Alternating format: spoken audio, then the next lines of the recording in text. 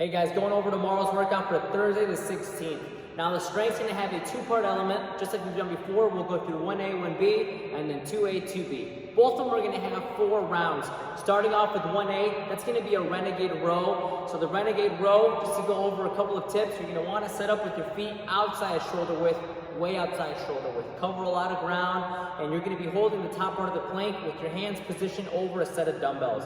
The dumbbells should be directly underneath your shoulders, and as you're pulling through, each one of those reps will count as 1. Now, as a reminder, when you're pulling, keep the abs engaged. Try to avoid any swaying back and forth, and also while you're pulling, really focus on getting a nice strong pull with the arm right by the side of the rib, as well as focusing on pulling and actively holding the bicep as well as the upper back, right? So you should feel those muscles contract on every one of those Renegade rows.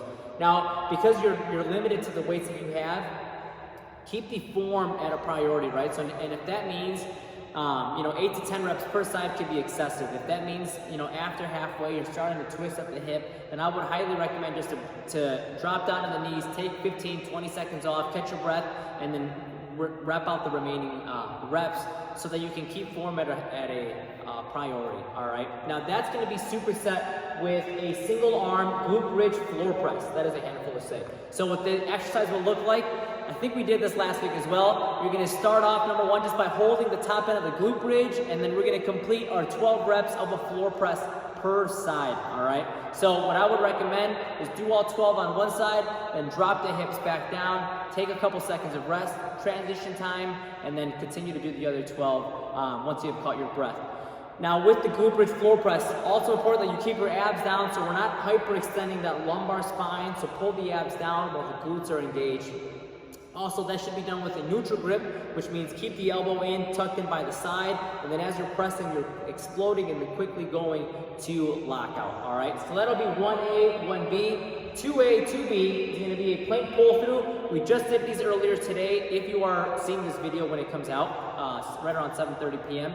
So tomorrow, we're doing plank pull-throughs. The difference is that today we did them for reps. Tomorrow, we're doing these for a time set. So it'll just be 4 sets of 45 seconds. So just like I stated in yesterday's video, I would recommend doing these nice and slow. Try to keep a nice, good posture. Don't try to get as many reps as you can in that 45-second window. More importantly, try to go back and forth by keeping the hips nice and squared, all right? And that we're gonna superset with one of my favorite exercises to do with a dumbbell, which is gonna be a rollback tricep extension. Obviously, we've done this before at the gym. I absolutely love this exercise because I think it can push people past a lot of plateaus because it'll provide a different stimulus by lengthening the tricep. And especially in times like this where you're limited with equipment and you don't have an awful lot, I think this is going to be a great exercise that you can do and incorporate at the at-home workouts. So the rollback tricep extension, that we will do anywhere between 10 to 12 total reps. Now as a reminder, you'll set up on the floor just like a floor press. You'll set up with the dumbbell completely tipped over, and the dumbbell should be kind of touching the top end of the shoulder, right? And I should have my hand on the handle, and I'm just gonna roll it back with my elbow in tight. As soon as my tricep hits the floor, I'm quickly gonna punch up. Now to reset, I'm just gonna break at the elbow first, bring my tricep down to the ground, and then I'm gonna get my head to make contact on my shoulder, and then I'm gonna roll the dumbbell all the way back, and then I'll continue to do so for the remaining of my reps. When we do the exercise, make sure that you're pulling back down and then quickly punching up. It's not a skull crusher, right? I don't want to keep the elbow up, but I want to pull the elbow down and then punch it up as we go through, all right?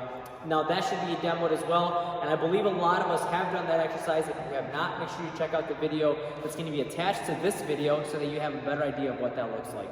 Now, the conditioning is going to be 10-minute AMRAP of a kettlebell or a dumbbell complex, whatever you have that's going to be most accessible regarding the exercises. So you're going to go through 1 Turkish get-up on one side, and then 2 kettlebell or dumbbell windmills, and then 3 single-arm overhead reverse lunge with whatever weight you have. Now you're going to do 1, 2, 3 on the right, and then you're going to switch. So do 1 round per side. Now a couple of things.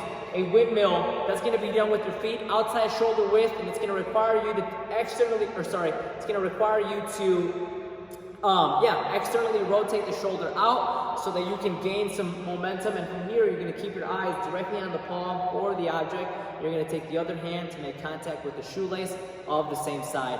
From there, you're going to stand up straight and then again continue to do so. It's a hard exercise. It requires a lot of mobility.